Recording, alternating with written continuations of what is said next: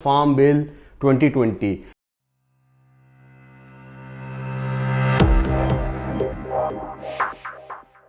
जय जवान जय किसान। हेलो दोस्तों, मैं आपका दोस्त मुकुल। कैसे हैं आप लोग? आज मैं आपके लिए एक टॉपिक लेकर आया हूं जो आजकल बहुत ज़्यादा चर्चा में बना हुआ है। हर जगह न्यूज़ में फार्म बिल 2020, जिसके चलते किसान हमारे नाराज़ हो गए हैं, वो प्रोटेस्ट कर रहे हैं। तो आइए जानते हैं कि किसान बिल आखिरकार है क्या। क्या मतभेद हैं किसानों के सरकार के साथ, सरकार क्या कहना चाहती है, इन सब को बहुत छोटे शब्दों में हम आपको समझाएंगे। फार्म बिल, वो 3 रिफॉर्म, उसके बाद एमएसपी और जो आज भारत बंद हुआ है उसके बारे में। तो वीडियो के अंत तक जरूर जुड़े रहिए हमारे साथ। आइए हम लोग शुरू करते हैं। आप लोग देख रहे हैं कि आज 8 दिसंबर को भारत बंद के बारे में ऐलान किया गया है कि दोपहर 11 बजे से लेके 3 बजे तक आपका भारत बंद का ऐलान किया है किसानों ने। कहा है उन्होंने शांतिपूर्ण तरीके से करेंगे।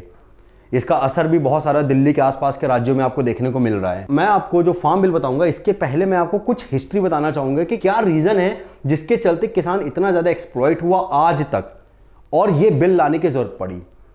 आपको एक मैं बात बताता हूं कि जो हमारे किसान हैं, they are price taker not a price maker. समझ रहे हैं क्यों? इसके रीजन है ये, क्योंकि जब हम लोग जो इनपुट्स लेते हैं खेती करने के लिए, जो हमारे किसान भाई वो लेते हैं रिटेल प्राइस में। मतलब कि जैसे आपके फर्टिलाइजर्स हुए, सीड्स हुए, ये सारी चीज़ें तो लेते हैं किसान हमारे रिटेल प्राइस में, लेकिन जब उनको बेचने की बारी आती है तो वो होता है आपके होलसेल प्राइस में, मार्केट में जाके, जो मंडियों में जाके बेचते हैं। इसके पीछे का एक और रीज़न होता है, अब हमारे जो किसान हैं वो इतने समृद्ध नहीं कि बहुत बड़े लैंड में खेती करें, छोटे छोटे पार्ट ऑफ लैंड में वो लोग खेती करते हैं, जिसके चलते उनके पास उपज उतनी ज़्यादा नहीं होती है और जिसके चलते उनकी बार्गेनिंग पावर जो है वो कम हो जाती है और जो ट्रेडर्स हैं तो उनको एक्सप्लॉइट करते हुए आ जा रहे हैं। सन 1947 में जब हमारा देश आज़ाद हुआ था, उसके बाद सरकार ने जिम्मेदारी सिस्टम हटा दिया था, जिसके जिम्मेदारी सिस्टम हटाने के चलते लैंड्स छोटे छोटे भागों में बढ़ गए, जिसके चलते किसान की खेती की उपज जो थी वो छोटी होती चली गई। 1960 का दौर था जब ग्रीन रेवोल्यूशन चला, तब सरकार ने एपीएमसी का गठन किया, जिसको हम लोग कहते हैं मंडी। जी, मंडी ने ये बोला किसानों से कि तुम्हें कहीं भी और जाके बेचने की जरूरत नहीं है, तुम आओ, हम तुमसे तुम्हारा अनाज, तुम्हारी उपज जो भी है वो हम तुमसे खरीदेंगे। इसके लिए उन्होंने ट्रेडर्स को इनवाइट किया कि आप लोग आओ, मंडी में अपने आप को रजिस्टर्ड करवाओ, आप मंडी से सर्टिफाइड हो, आप मंडी से लाइसेंस पाओगे, किसान आएगा आपके सामने सामान बेचने के लिए, आप बोली लगाओ और वहां पे किसान आपको बेचेगा। इसमें भी एक झोल हुआ। पहले तो सही मायने में तो ये होना चाहिए था कि एक ट्रेडर ने बोला मैं 20 में लूंगा, मैं 25 में लूंगा, मैं 30 में लूंगा, लेकिन हुआ क्या, सारे ट्रेडर्स एक साथ मिल गए, उन्होंने बोला कि हम तो एक ही रेट पे लेंगे, किसान को भी बेचारे को उतने ही रेट पे देने पड़ा। तो किसान का एक्सप्लॉयटेशन वहां पे भी चलता रहा। अब इसके चलते क्या हुआ, सरकार ने कुछ चेंजेस लाना चाहा इस रिफॉर्म में। कई सारी हमारी जो बड़ी बड़ी पॉलिटिकल पार्टीज हैं वो इस रिफॉर्म के फेवर में आज के टाइम पे हैं, कुछ नहीं है। हम जानते हैं, चलिए वो क्या रिफॉर्म्स है एक्चुअल में। मैं कम शब्दों में समझाता हूं, उसके बाद आपको एक्सप्लेन करूंगा। पहला रिफॉर्म जो एक आया है वो है सेल एनीवेयर, मतलब कि कोई भी किसान अब पूरे इंडिया में किसी भी मंडी में या किसी भी स्टेट में जाके बेच सकता है। कश्मीर का एप्पल आप उत्तर प्रदेश में भी लाके बेच सकते हैं, ये हो गया। दूसरा है direct trade with the traders, मतलब कि अब किसान को मंडी की जरूरत नहीं है, मंडी के बाहर भी जाके किसान ट्रेडर से डील कर सकता है। देन आपका रिफॉर्म है तीसरा, रिमूव होर्डिंग, मतलब कि एक तरह से उन्होंने जो एसेंशियल प्रोडक्ट्स के ऊपर होर्डिंग प्रोहिबिटेड थी, अब इन्होंने उसके ऊपर से रोक हटा दी है। अब एसेंशियल प्रोडक्ट क्या होते हैं आप ये सोचोगे। एसेंशियल प्रोडक्ट मैं बताता हूं। फॉर एग्जांपल, अभी कोरोना काल चल रहा था तो सरकार ने, आपने सुना होगा, हैंड सैनिटाइजर्स और मास्क को एसेंशियल प्रोडक्ट में ला दिया, उस लिस्ट में उसको अपडेट कर दिया। अब हमारे हिंदुस्तान में लॉ है कि जो भी एसेंशियल प्रोडक्ट्स होते हैं आप उनकी ब्लैक मार्केटिंग या उनकी होर्डिंग उनको रोक नहीं सकते। आपको एक चीज़ बताऊं मैं, आपको याद होगा कि मतलब कि बहुत पहले की बात है, जब हिंदुस्तान में इतना ज़्यादा सूखा और वो पड़ा था कि हमारे देश में चावल और अनाज भी अमेरिका से लाके खाया जाता था। तो उस दौरान पे अगर आप बहुत सारा अनाज अपने घर में स्टोर करते तो वो भी एक तरह से ब्लैक मार्केटिंग कहलाती। खैर, तो चलिए हम लोग सिलसिलेवार तरीके से एक एक इस बिल के बारे में पढ़ते हैं। जो पहला बिल आता है आपका, इसको मैं आपको एग्जांपल देता हूं, पोटैटोज फॉर बर्गर। जी, अब समझिए, मान लो बर्गर किंग आपको सब पता है, मैकडी आपको सब पता है, एक तरह से बर्गर बनाने वाली कंपनी है। अब इन लोग ने बोला कि हमें 1 टन आलू खरीदना है भाई किसान से, तो ये किसान के पास जाएंगे डायरेक्ट और उनसे बोलेंगे और हम लोग एक कॉन्ट्रैक्ट साइन करते हैं 20 रुपए 25 रुपए या मान लो 30 रुपए, जितने रुपए में इन्होंने डील साइन की कि अब इस डील पे मैं तुमसे 1 टन आलू लूंगा अपने इस यूनिट के लिए। अच्छी बात लग रही है सुनने में, ठीक है। अब इसके चलते किसान को नुकसान क्या होंगे और क्यों इसका विरोध करें किसान लोग, आइए समझते हैं। अब उन्होंने बोल दिया 30 रुपए का ले रहे हैं। अब इसमें क्या हुआ कि जब तक उन्होंने कॉन्ट्रैक्ट आज साइन किया, अब जब तक उसकी पैदावार होगी आलू की और जब तक वो उग के मंडी में आएंगे, बाय चांस अगर तब तक आलू का रेट 10 रुपए या 15 रुपए उनको पड़ता है तो किसान को फायदा है कि 30 रुपए में डील हुई थी लेकिन हमारा 15 रुपए का ही हमारी प्रोड्यूस करने में हमें लागत लगी, तो उनको फायदा है। लेकिन अगर उस समय आलू की लागत उनको 40-45 रुपए लगी तब भी उनको 30 रुपए में ही देना पड़ेगा। सेकेंड लूप होल क्या है इसमें, you all know that companies are powerful, they have their legal teams, वकीलों की फौज होती है और हमारा किसान है उसके पास इतनी सारी लीगल थिंग्स नहीं है, मतलब कि उसको इतनी नॉलेज नहीं है कि वो उनकी लीगल टीम से लड़ सके। अब क्या हो सकता है, कंपनीज क्या पता कि अब वो कॉन्ट्रैक्ट्स को वन साइडेड बना ले एक तरफा अपने लिए, या कंपनीज बाद में मुकर जाए पैसा देने से, फिर या कंपनीज ये बहाना कर दे कि भाई हमने ये क्वालिटी मांगी थी और तुमने ये क्वालिटी नहीं दी, इसके चलते हो जाए। तो किसान का इस चीज को लेके विरोध है। देन दूसरा बिल आया आपका एसेंशियल कमोडिटी। अब ये बिल जो मैं आपको बता रहा था कि जैसे हैंड सैनिटाइजर को एसेंशियल कमोडिटी में डाला, ये उसके ऊपर है। क्या हुआ, हिंदुस्तान में हमारी सरकार ने कुछ प्रोडक्ट्स को जैसे राइस है, आटा, इन सबको इन्होंने बोला कि ये एसेंशियल कमोडिटीज में आते हैं और इनकी आप होर्डिंग नहीं कर सकते हो, ब्लैक मार्केटिंग नहीं कर सकते हो। उसके बाद भी हिंदुस्तान में इतना भूखा है, क्यों हर किसी के पास अनाज और खाना नहीं पहुंच पा रहा है? इसके पीछे का रीजन ये है कि सरकार ने नियम तो बना दिया ऑन पेपर, बट उसका मिस मैनेजमेंट इतना ज्यादा है क्योंकि हमारे पास इंफ्रास्ट्रक्चर नहीं है, हमारे पास कोल्ड स्टोरेज नहीं है।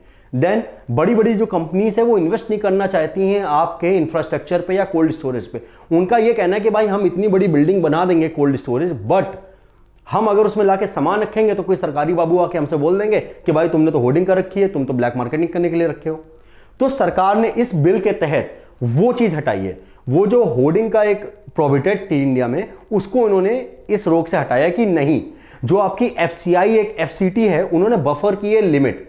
उन्होंने बोल दिया कि पहले पर्टिकुलर लिमिट तक था, लेकिन अब उन्होंने लिमिट बढ़ा दी कि आप इससे ज्यादा भी सामान रख सकते हो। आपको पता है हिंदुस्तान में 3 लाख टन शुगर वेस्ट होती है जी। उसके बाद आपका 22 लाख के लमसम टन आपका राइस वेस्ट हो जाता है हर साल। सोचिए, लोगों को मिल नहीं रहा है खाने को और वहां पे गोदाम में पड़े पड़े चीजें वेस्ट हो जा रही हैं। तो ये रीजन था, तो उन्होंने ये हटाया।